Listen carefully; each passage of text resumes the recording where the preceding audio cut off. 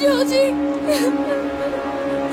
జోజీ ఏంటి జోజీ ఏంటి నేను వస్తున్నా.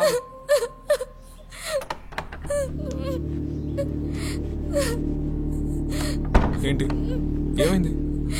ఎందుకు ఏడుస్తున్నావు? సమస్య ఏమిటో చెప్పు. అబ్బా ఏడు పాప విషయం చెప్పు. ఎవరు? నన్ను కొట్టాడు. కొట్టాడా? ఎందుకు? నేను ఇంటికి వచ్చే దారిలో తను నన్ను ఫాలో అయ్యాడు. నన్ను బండి ఎక్కమని చెప్తే నేను కుదరదు అని చెప్పాను. బండ్లో ఎక్కించడానికి ప్రయత్నించాడు. వాడు ఇప్పుడు ఎక్కడున్నాడు?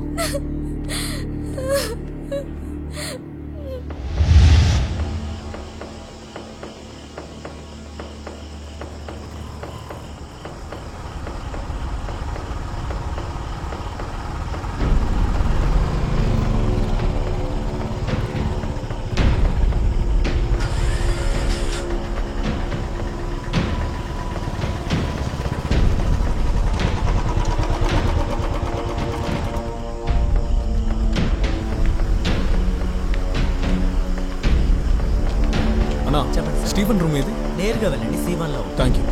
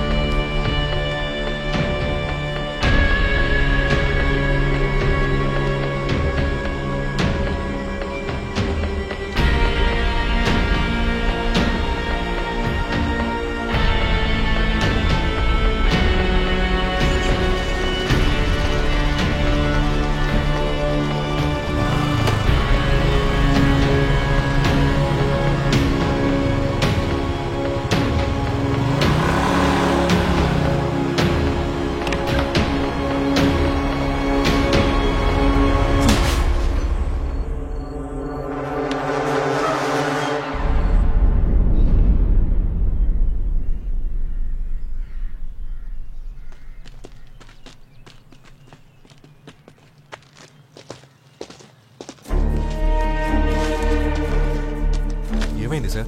ఇలా వచ్చారేంటి? జోజీ ఉన్నాడా? ఉన్నాడు సార్, నిద్రపోతున్నాడు. వాడు ఇంకా లేవలేదు. లోపలికి వెళ్ళి చూడండి. ఏమిటండి, ఎందుకు పోలీసులు వచ్చారు? ఏమో ఏం చేశాడో. సార్ ఏంటండి ఏమైంది సార్? సార్ నన్ను తీసుకెళ్తున్నారు సార్. సార్ అయ్యో జోజీ, వాడిని తీసుకెళ్తున్నారు. తప్పు చేశారు. నేనే తప్పు చేశాను.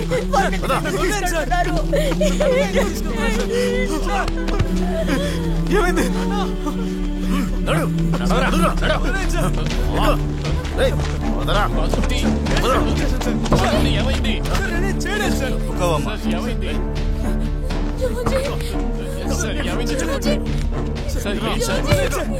సమస్య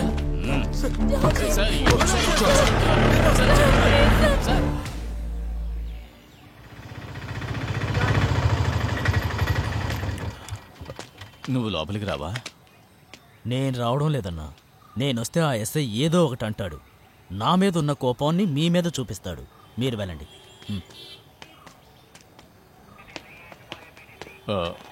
ఏంటయ్యా? వాడిని ఒక్కసారి చూడనివ్వండి సార్. వాడిని చూడడం కుదరదు. మేము ఒక్కసారి చూసేళ్తాం సార్. తను ఎలాంటి తప్పు చేసుండడు. అది నువ్వు నిర్ణయించకూడదు, దానికే పోలీసులు ఉన్నది. వెళ్ళండి వెళ్ళండి, బయలుదేరండి. ఏంటయ్యా గొడవ అక్కడ? జోజీ ఫ్యామిలీ వచ్చారు సార్. చెప్పంపించు. జోజీని చూడనివ్వండి సార్. మేము ఒకసారి మాట్లాడేళ్తాం సార్. వాళ్ళమ్మ హాస్పిటల్లో ఉంది సార్. మీరు బయలుదేరండి సార్ ప్లీజ్.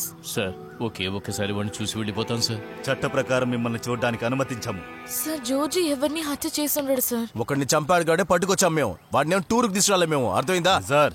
సార్ ఇక్కడ ఉండడం వల్ల ఏం ప్రయోజనం లేదు. జోజీ విషయంలో మేమేమీ చేయలేం. మీరు బయలుదేరండి. మీరు వెళ్ళి ఒక మంచి వకీల్ని చూడండి. టైం వేస్ట్ చేయకండి.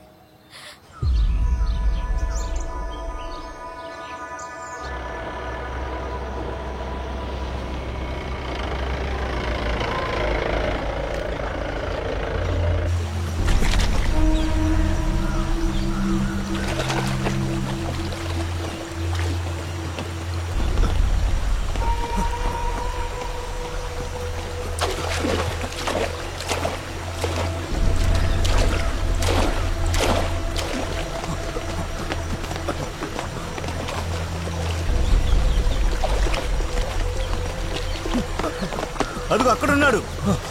త్వరగా రండి రండి.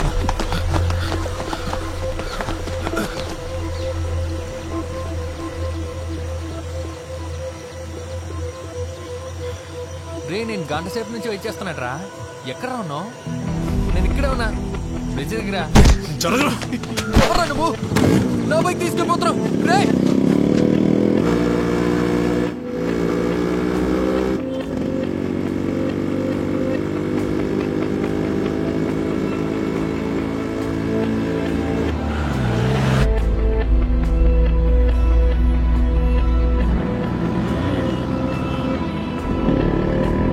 నిరంతరం ఇది జరిగే ఒక సంఘటనలాగే,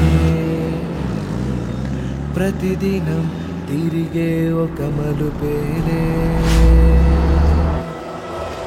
నిరంతరం ఇది జరిగే ఒక సంఘటనలాగే, ప్రతిదినం తిరిగే ఒక మలుపేలే. చిరుతల మొత్తం అడివి వేట ఆడుతదే,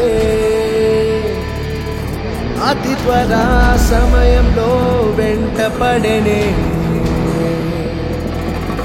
వెనకలో ఎడవకు, ముందు నవ్వెసలే. విధి అదే చాలా కాలం ముందే తెలిసేదే. నిరంతరం ఇది జరిగే ఒక సంఘటనలాగే, ప్రతిదినం తిరిగే ఒక మలుపేలే. నిరంతరం ఇది జరిగే ఒక సంఘటనలాగే, ప్రతిదినం తిరిగే ఒక మలుపేలే.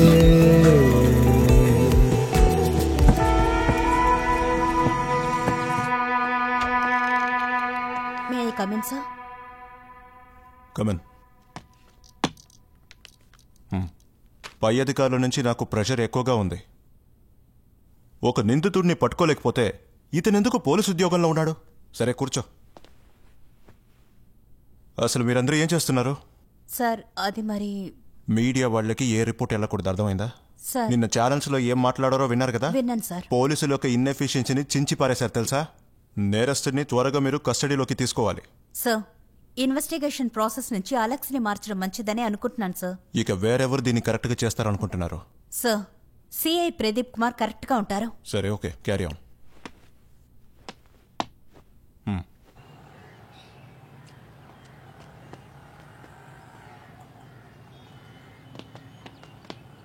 Hi, good morning. Good morning.